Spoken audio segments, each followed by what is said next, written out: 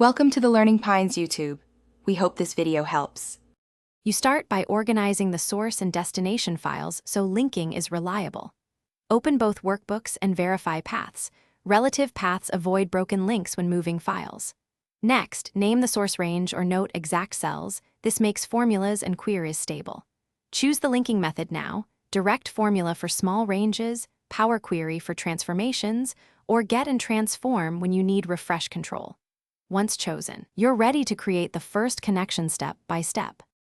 You create the connection based on your choice.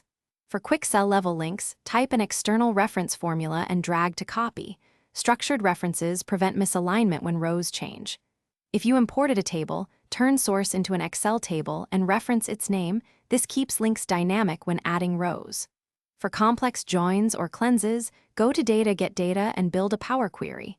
Apply filters, change types, then load to with connection only or a table, so refresh works predictably. You finish by validating and setting refresh behavior so the link stays accurate.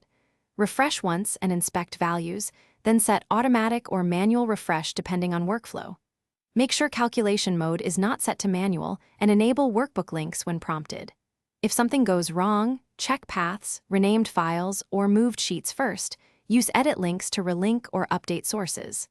Finally, document the connection method so you or someone else can reproduce or repair it later. Thanks for watching.